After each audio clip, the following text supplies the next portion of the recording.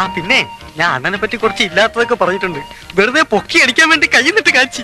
എനിക്ക് ആക്ച്വലി നിവിന്റെ എല്ലാ പടവും എനിക്ക് വർക്ക് ആവാറുണ്ട്. Because it's Nivin. എന്നിങ്ങനെ പൂഴ്ത്തി പറയുന്നത് എനിക്ക് ഇഷ്ടമല്ലാട്ടാ. അതെന്താ? എന്താന്ന് അറിയില്ല. നിവിൻ ആക്ച്വലി തുടക്കത്തിൽ കുറെ ഹിറ്റ് വാരി കൂട്ടിയ ഒരാളാണ്. മിടുക്കനായിരുന്നു. പിന്നെ എന്തൊക്കെയോ സംഭവിച്ചു. അതായത് പ്രേമം. എനിക്കിപ്പോഴും ഓർമ്മയുണ്ട്. ഞങ്ങളിത് ഞാൻ ചുമ്മാ പറയല്ല, സത്യം സത്യമായി പറയുന്നവനായി രാജാക്കന്ന് 2-3 പ്രാവശ്യം ഞാൻ തിയേറ്ററിൽ തന്നെ പോയി കണ്ടിട്ടുണ്ട് വിത്ത് ഫ്രണ്ട്സ്.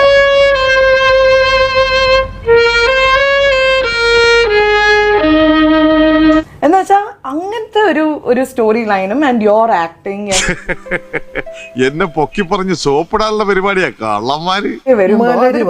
മലറിനോട് പറഞ്ഞ പ്രേമം കണ്ടത് അവർക്ക് വേണ്ടിയാണല്ലോ. ചളമായെന്നാ തോന്നുന്നു. ഭയങ്കരമായിട്ട് പ്രൈഡാണ് ഞങ്ങളുടെ. എന്തൊക്കെ പറഞ്ഞാലും മലയാളികൾ വിട്ടുകൊടുക്കില്ല. അത് ഞങ്ങളുടെ കുട്ടിയാന്നേ പറയത്തുള്ളൂ.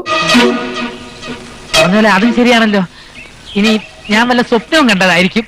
മതി മതി മതി എടാ കിടന്നുരുളാതെ.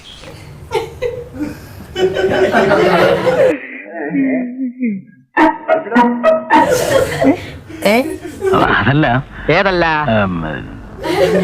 വേണ ഒരു കയ്യബദ്ധം നാറ്റുകരുത്. എടോ തനിക്ക് ദാസമാഷ പറ്റി എന്തറിയാം? അങ്ങേരെ ഓരോ ലോകകാര്യങ്ങൾ പറയുന്ന കേട്ടാ നമ്മൾ അറിയാതെ മൂക്കത്ത് വിരൽ വെച്ചു. ഒരു കുട്ടി ഒരു സ്കൂളിൽ ചേർന്നു. ആ കുട്ടി ആദ്യം തന്നെ 98, 97, 96, 98 വാങ്ങിച്ചോണ്ടിരിക്കണം. ആ കുട്ടി 85 വാങ്ങിച്ചാലും അപ്പൊ പോരല്ലോ എന്നേ പറയുള്ളൂ. ആര്? നാട്ടുകാരും വീട്ടുകാരും ടീച്ചേഴ്സും. പോയിന്റ് മനസ്സിലായോ? എടോ ഞാൻ പറഞ്ഞ പോയിന്റ് മനസ്സിലായോ? ഒന്ന് മനസ്സിലായി. പക്ഷെ 85 ഒരിക്കലും ഫാൻ കേട്ടോ. அப்ப நான் பொட்டனா? ഇത്രയും ഞാൻ ചെയ്തുകൊണ്ടിരിക്കുന്നു. ഞാൻ പൊട്ടനാ? ഞാൻ വീണ്ടും ആരോട് പറയുന്നു? ഞാനൊന്ന് പറയട്ടെ. സാർ പറയും. ഞാൻ പറഞ്ഞത് അപ്പൊ എനിക്കൊരു വാശിയാണ്. പഠിക്കണം. ആക്കല്ലേ, ഇത് മനഃപൂർവ്വമാണ്. ദേ കിടക്കണു. നീ പകപോക്കാണല്ലേടാ. ഞാൻ പറയുന്നത് കേൾക്കല്ലേ. Okay continue. അപ്പൊ എന്താ ഇതിന്റെ ഉത്തരം എന്താ? അവിടെ വെച്ചേക്ക്, അവിടെ ഇരിക്കട്ടെ, അവിടെ ഇരിക്കട്ടെ, അവിടെ വെച്ചേക്ക്, അവിടെ വെച്ച്.